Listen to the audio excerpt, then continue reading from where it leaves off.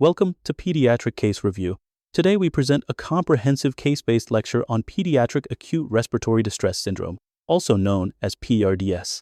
This lecture is designed for general pediatric physicians and covers the full spectrum of this life-threatening condition.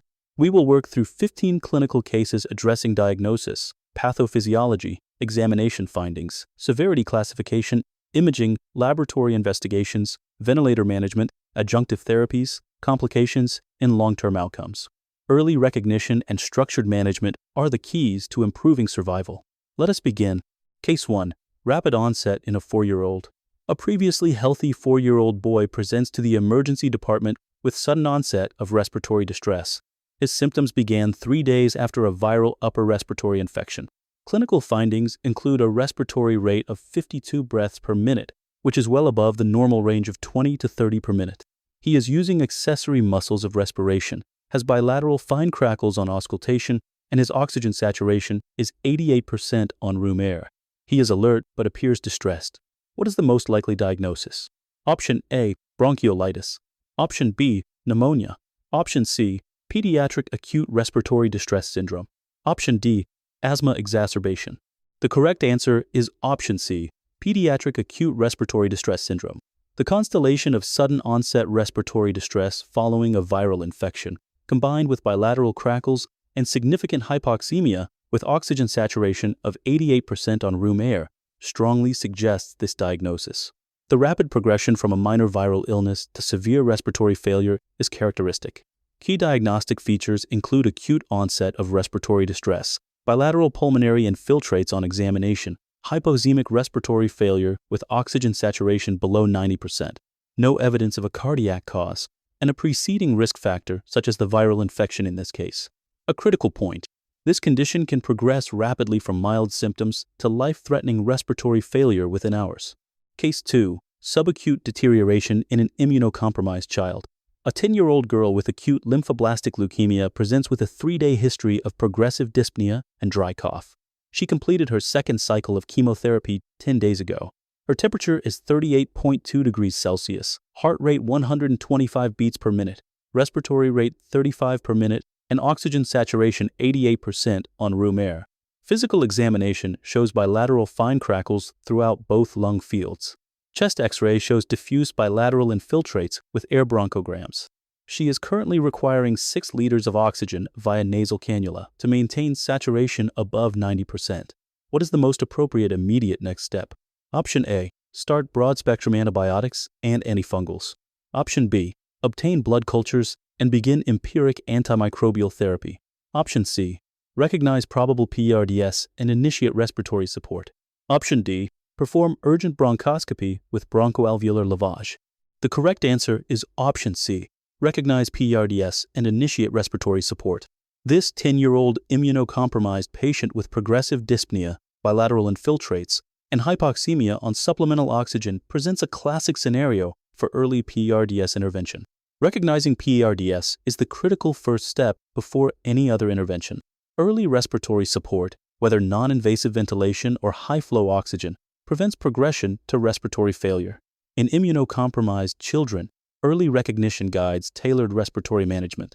Cultures and antimicrobials are certainly important, but are secondary to stabilizing the airway and oxygenation. For PRDS recognition in immunocompromised patients, apply age-appropriate criteria, confirm timing within 1 week of clinical insult, and ensure bilateral infiltrates are not fully explained by effusions or fluid overload. Case 3. Post-intubation deterioration. A 6-year-old boy with severe pneumonia was intubated 12 hours ago for respiratory failure and was initially stable on mechanical ventilation. His oxygen saturation has now dropped from 95% to 85% over the past 2 hours. Current ventilator settings show a fraction of inspired oxygen of 0.8 and positive inexpiratory pressure of 12 centimeters of water. Plateau pressure is 32 centimeters of water. The patient appears agitated despite adequate sedation, and chest X-ray shows worsening bilateral opacities. What is the most likely cause of this acute deterioration? Option A, pulmonary embolism. Option B, ventilator-induced lung injury. Option C, cardiac tamponade. Option D, pneumothorax. The correct answer is option B, ventilator-induced lung injury. There are 4 main types of ventilator-induced lung injury in children. First, volutrauma, alveolar overdistension from tidal volumes above 8 milliliters per kilogram causing cellular membrane damage. Second, barotrauma, excessive airway pressure leading to pneumothorax or pneumomediastinum when plateau pressure exceeds 28 centimeters of water. Third, atelectrauma, repetitive opening and closing of alveoli from inadequate positive end expiratory pressure causing shear stress injury. Fourth, biotrauma, inflammatory cascade activation with cytokine release leading to multi-organ dysfunction. A critical alert: ventilator-induced lung injury can worsen existing PARDS and significantly delay recovery. Lung protective ventilation strategies are essential from the moment of intubation. Case 4. Physical signs in a toddler. A 2-year-old boy presents to the emergency department with acute respiratory distress following a 3-day history of fever and cough. His parents report he has been increasingly irritable and refusing feeds. On examination, temperature 38.5 degrees Celsius, heart rate 165 beats per minute, respiratory rate 55 breaths per minute, oxygen saturation 87% on room air. He has marked intercostal and subcostal retractions, nasal flaring with each breath, expiratory grunting sounds, diminished breath sounds bilaterally, and fine crackles throughout both lung fields. No wheezing is appreciated. What is the most likely clinical interpretation? Option A, viral bronchiolitis with airway obstruction. Option B, bacterial pneumonia with consolidation.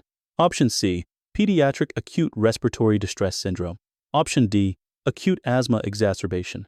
The correct answer is option C, pediatric acute respiratory distress syndrome. The constellation of marked intercostal and subcostal retractions, nasal flaring, and expiratory grunting indicates severe respiratory distress with increased work of breathing. These findings suggest widespread alveolar involvement and decreased lung compliance characteristic of PARDS. Grunting in young children represents a physiologic autopositive end expiratory pressure mechanism to prevent alveolar collapse. Severe retractions indicate significant negative intrathoracic pressure generated against stiff lungs. Bilateral fine crackles suggest alveolar fluid accumulation. This constellation of findings is more severe than what is typically seen in bronchiolitis or standard pneumonia alone. Case 5. Identifying refractory hypoxemia. An 8-year-old girl with pneumonia presents to the intensive care unit with persistent central cyanosis despite receiving 60% oxygen via face mask. On examination, she has marked tachypnea with a respiratory rate of 48 per minute, intercostal retractions, and appears restless and anxious. Her pulse oximetry shows oxygen saturation of 82% on 60% fraction of inspired oxygen. Capillary refill is 4 seconds, and she has cool extremities. What is the most concerning clinical finding indicating refractory hypoxemia? Option A, tachypnea and intercostal retractions. Option B, central cyanosis despite high-flow oxygen. Option C, restlessness and anxiety. Option D, prolonged capillary refill time. The correct answer is option B, central cyanosis despite high-flow oxygen. This is the hallmark finding of refractory hypoxemia and indicates severe ventilation-perfusion mismatch.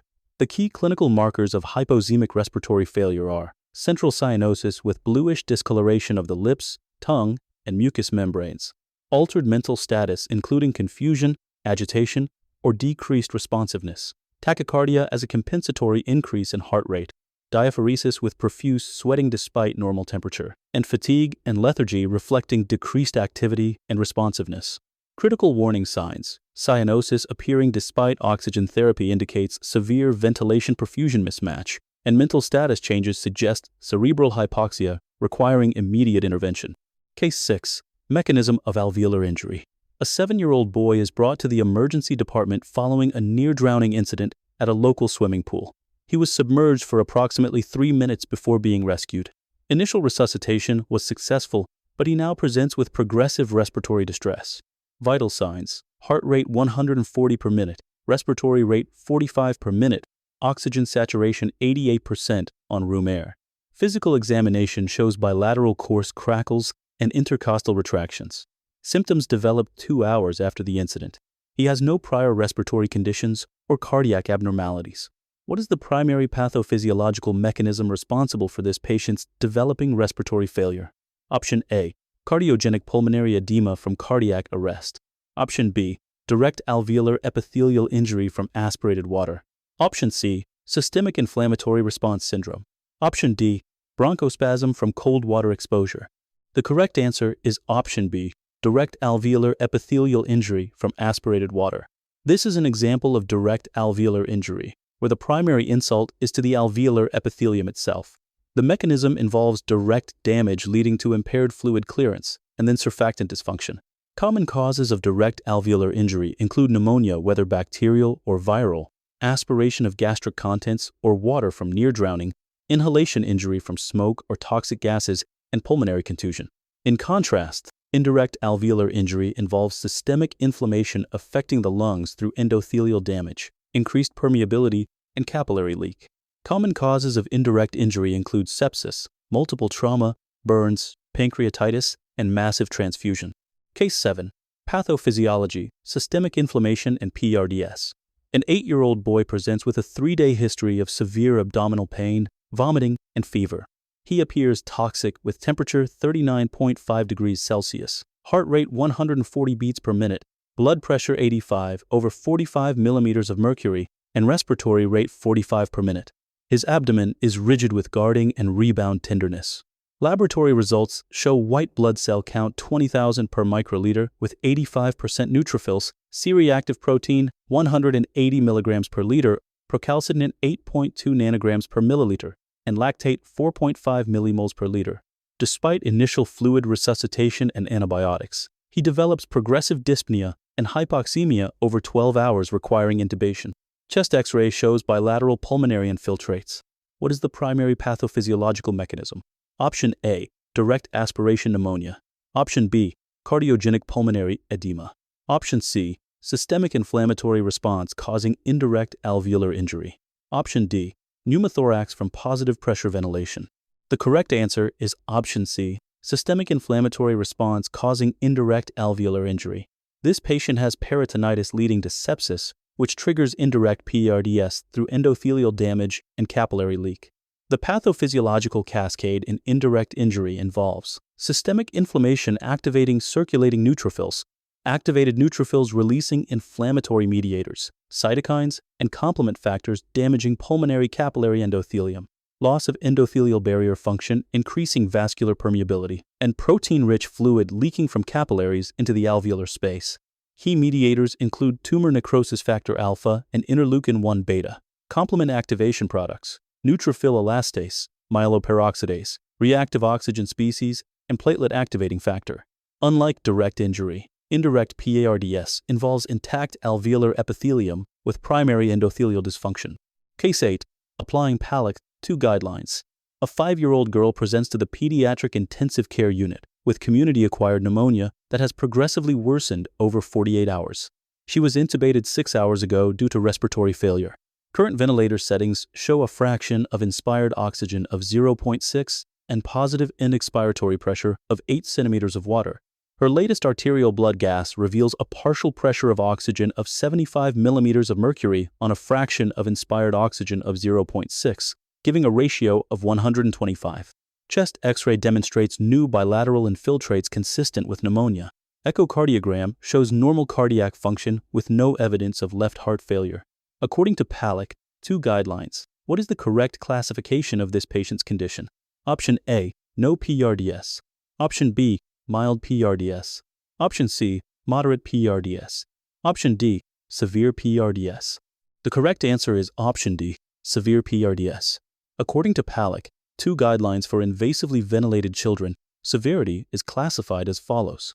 Mild PRDS, oxygenation index between 4 and 8, or a ratio between 200 and 300, better prognosis with conventional ventilation often sufficient. Moderate PRDS, oxygenation index between 8 and 16, or ratio between 100 and 200, optimize conventional ventilation and consider adjunctive therapies. Severe PRDS, oxygenation index 16 or above, or ratio at or below 100, higher mortality risk, may require advanced therapies including prone positioning, high-frequency oscillatory ventilation, or extracorporeal membrane oxygenation.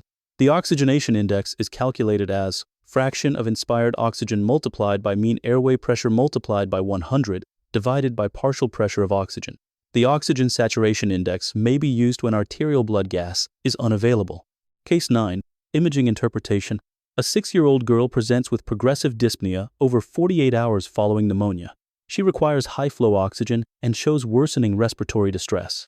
Her chest X-ray demonstrates diffuse bilateral opacities with prominent air bronchograms throughout both lung fields. What is the most likely radiographic diagnosis? Option A, bilateral pneumonia with consolidation. Option B, cardiogenic pulmonary edema. Option C, pediatric acute respiratory distress syndrome. Option D, bilateral pleural effusions. The correct answer is option C, pediatric acute respiratory distress syndrome. The classic radiographic hallmarks of PARDS include 4 key findings. First, bilateral opacities consistent with acute pulmonary parenchymal disease. Second, air bronchograms indicating alveolar filling with patent airways. Third, distribution that is peripheral, lower lobe predominant, or diffuse. Fourth, progression from patchy to confluent consolidation over time. Important, the opacities should not be primarily due to atelectasis, which would show volume loss, pleural effusion, which shows fluid levels and blunting, or cardiomegaly, since heart failure is excluded in PARDS. In early PARDS, you see patchy bilateral infiltrates, while advanced PARDS shows diffuse consolidation with air bronchograms. Case 10. Laboratory markers in PARDS. A 7-year-old girl presents to the intensive care unit with progressive respiratory distress following a 3-day history of fever and vomiting. She appears toxic and has bilateral crackles on examination. Her oxygen saturation is 89% on 60% fraction of inspired oxygen via face mask. Laboratory results show C-reactive protein 185 mg per liter, normal below 3. Procalcitonin 12.8 nanograms per milliliter, normal below 0.25. D-dimer 2,400 nanograms per milliliter, normal below 500. White cell count 18,500 per microliter with left shift, and lactate 3.2 millimoles per liter. What is the most likely underlying cause of her PARDS? Option A, viral pneumonia with secondary bacterial infection. Option B, sepsis-induced systemic inflammatory response. Option C, aspiration pneumonitis from vomiting. Option D, cardiogenic pulmonary edema. The correct answer is option B, sepsis-induced systemic inflammatory response. The laboratory pattern in this case is characteristic of sepsis-induced PARDS. C-reactive protein is markedly elevated above 100 mg per liter, serving as an acute phase reactant indicating systemic inflammation. Procalcitonin is significantly elevated above 2 nanograms per milliliter, serving as a bacterial infection marker and sepsis indicator. D-dimer is elevated above 1,000 nanograms per milliliter, indicating coagulation activation and microvascular thrombosis. Fibrinogen can be variable, reflecting consumption versus production in coagulopathy. Platelet count is often decreased due to consumption and microthrombi formation, with normal range being 150 to 450,000 per microliter. A clinical pearl, elevated C-reactive protein plus procalcitonin plus D-dimer together strongly suggests sepsis-induced PARDS requiring immediate antimicrobial therapy and coagulation monitoring. Treatment Case 11. Ventilator management goals. A 5-year-old boy with severe PARDS is on mechanical ventilation for 18 hours. Current settings: tidal volume 6 milliliters per kilogram, positive end-expiratory pressure 12 centimeters of water, fraction of inspired oxygen 0.7. His plateau pressure is 34 centimeters of water and driving pressure is 22 centimeters of water. Oxygen saturation is 88% and partial pressure of carbon dioxide is 55 millimeters of mercury. What is the most appropriate immediate action? Option A, increase positive end-expiratory pressure to 15 centimeters of water. Option B, decrease tidal volume to 4 milliliters per kilogram. Option C, increase fraction of inspired oxygen to 0.9. Option D, switch to high-frequency oscillatory ventilation. The correct answer is option B, decrease tidal volume to 4 milliliters per kilogram. The plateau pressure of 34 centimeters of water and driving pressure of 22 centimeters of water both exceed safe thresholds, indicating ventilator-induced lung injury risk that requires immediate action. According to PALIC, 2 ventilator guidelines, tidal volume should be 4 to 6 milliliters per kilogram in severe PARDS and 6 to 8 in mild to moderate disease. Plateau pressure should not exceed 28 centimeters of water or 32 if chest compliance is reduced. Driving pressure should not exceed 15 centimeters of water. Positive end-expiratory pressure should be individually titrated to prevent atelectrauma, and fraction of inspired oxygen should be the lowest needed. to maintain oxygen saturation between 88 and 92% to avoid oxygen toxicity. The key principle is start low, go slow, and always prioritize lung protection over achieving perfect blood gases. Case 12. Positive end-expiratory pressure titration and recruitment. A 3-year-old girl with severe ARDS secondary to pneumonia is on mechanical ventilation. Current settings: fraction of inspired oxygen 0.9, positive end-expiratory pressure 8 centimeters of water, tidal volume 5 milliliters per kilogram. Her oxygen saturation is 85% and partial pressure of oxygen to fraction of inspired oxygen ratio is 95. Blood pressure is stable at 90/50 millimeters of mercury with normal heart rate. The intensivist considers increasing positive end-expiratory pressure to improve oxygenation. What is the most appropriate next step in positive end-expiratory pressure management? Option A. Increase positive end-expiratory pressure to 12 centimeters of water immediately. Option B. Perform incremental positive end-expiratory pressure trial with hemodynamic monitoring. Option C. Decrease positive end-expiratory pressure to 5 centimeters of water to improve cardiac output. Option D. Maintain current positive end-expiratory pressure and increase fraction of inspired oxygen to 1.0. The correct answer is option B. Perform incremental positive end-expiratory pressure trial with hemodynamic monitoring. Positive end-expiratory pressure plays a vital physiological role. It prevents end-expiratory alveolar collapse, maintains functional residual capacity, improves ventilation perfusion matching, reduces intrapulmonary shunt, and enhances oxygenation efficiency. Pediatric-specific factors that influence positive end-expiratory pressure management include compliant chest wall in infants, higher risk of overdistension, lower optimal positive end-expiratory pressure levels typically needed, need to monitor for hemodynamic compromise, and careful titration based on oxygenation response. The positive end-expiratory pressure titration strategy is to start low at 5 to 8 centimeters of water, titrate gradually based on oxygenation improvement while monitoring for overdistension signs and hemodynamic stability. Never make large sudden increases in positive end-expiratory pressure without close monitoring. Treatment case 13. Adjunctive therapies. An 8-year-old boy with severe ARDS secondary to pneumonia is on day 3 of mechanical ventilation. Current settings: fraction of inspired oxygen 0.8, positive end-expiratory pressure 14 centimeters of water. Oxygenation index is 18, partial pressure of oxygen to fraction of inspired oxygen ratio is 95, and plateau pressure is 27 centimeters of water. Despite optimized lung protective ventilation, the patient remains severely hypoxemic. What is the most appropriate next adjunctive therapy? Option A. Increase positive end-expiratory pressure to 18 centimeters of water. Option B. Initiate prone positioning. Option C. Start inhaled nitric oxide. Option D. Begin neuromuscular blockade. The correct answer is option B. Initiate prone positioning. Prone positioning has 4 key benefits in severe ARDS. First, improved ventilation perfusion matching by redistributing perfusion to better ventilated lung regions.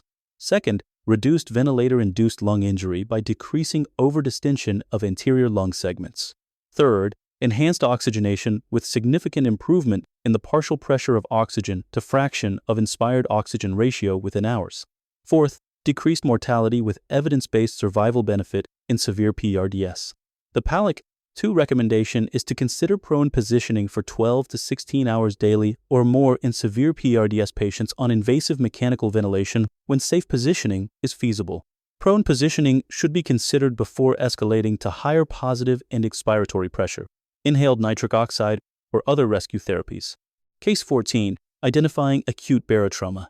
A 4-year-old boy with severe ARDS has been on mechanical ventilation for 18 hours. Current settings: tidal volume 6 milliliters per kilogram, positive end-expiratory pressure 14 centimeters of water, fraction of inspired oxygen 0.7. He suddenly develops hypotension with blood pressure 70/40 millimeters of mercury, tachycardia with heart rate 160 per minute, and decreased breath sounds on the right side. The ventilator shows high peak pressures with difficulty bagging. What is the most likely complication? Option A. Ventilator-associated pneumonia. Option B. Pulmonary embolism. Option C. Tension pneumothorax. Option D. Cardiac tamponade. The correct answer is option C. Tension pneumothorax. Risk factors for barotrauma include high plateau pressures above 28 centimeters of water, excessive tidal volumes above 8 milliliters per kilogram, inadequate positive end expiratory pressure causing repetitive collapse, pre-existing lung disease or air trapping, and rapid pressure changes during ventilation. The immediate management of pneumothorax follows 5 steps. First, recognize. Sudden hypotension and decreased breath sounds are the alarm signs. Second, confirm. Chest X-ray or bedside ultrasound. Third, decompress. Needle thoracostomy if tension pneumothorax is suspected and the patient is unstable. Fourth, drain. Chest tube insertion of appropriate size. Fifth, adjust. Reduce ventilator pressures immediately. The emergency protocol includes airway, breathing, and circulation assessment. Immediate chest tube if unstable. Reduce plateau pressure to below 28 centimeters of water, and consider high-frequency oscillatory ventilation if pneumothorax recurs. Case 15. Long-term outcomes. An 8-year-old girl survived severe PARDS requiring 3 weeks of mechanical ventilation and extracorporeal membrane oxygenation support. At 12-month follow-up, her parents report difficulties with school performance, exercise intolerance, and frequent respiratory infections. Pulmonary function tests show forced expiratory volume in 1 second of 70% of predicted. Neuropsychological testing reveals deficits in attention and working memory. What is the most likely combination of long-term sequelae in this PARDS survivor? Option A, normal lung function with isolated cognitive deficits. Option B, restrictive lung disease with attention deficits. Option C, obstructive lung disease with memory impairment. Option D, complete recovery with no residual effects. The correct answer is option B, restrictive lung disease with attention deficits. PARDS survivors face significant long-term challenges in 2 main domains. Pulmonary sequelae include reduced lung function with decreased forced expiratory volume in 1 second and forced vital capacity, persistent airway hyperreactivity, exercise intolerance, recurrent respiratory infections, and sleep-disordered breathing. Neurodevelopmental impact includes cognitive impairment, attention and learning difficulties, motor skill delays, behavioral challenges, and school performance issues. Multidisciplinary follow-up is essential and must include pulmonology monitoring, neurodevelopmental assessment, physical therapy evaluation, and educational support planning.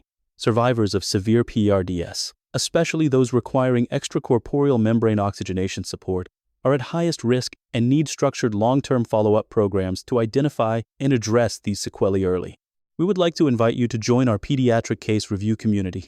This community is built for pediatric physicians and trainees who want to strengthen their clinical knowledge through structured, case-based learning. As a member, you will have access to an organized video library where all lectures are systematically arranged by medical system for easy access.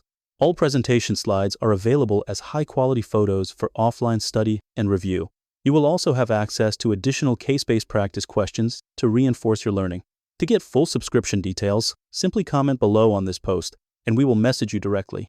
We have now completed our case-based review of Pediatric Acute Respiratory Distress Syndrome. Let us summarize the 5 key clinical takeaways from today's lecture. First, early recognition using PALIC. 2 criteria is crucial for optimal outcomes. Second, lung protective ventilation remains the cornerstone of PARDS management. Always prioritize lung protection over perfect blood gases. Third, individualized positive end expiratory pressure titration and recruitment strategies improve oxygenation. Fourth, prone positioning and adjunctive therapies are essential tools in managing severe cases. Fifth, vigilant monitoring prevents ventilator-induced complications that can worsen outcomes. Please follow Pediatric Case Review for more comprehensive case-based lectures covering all pediatric subspecialties. If you have questions about PARDS management or specific clinical scenarios, comment below. We are here to help enhance your clinical practice.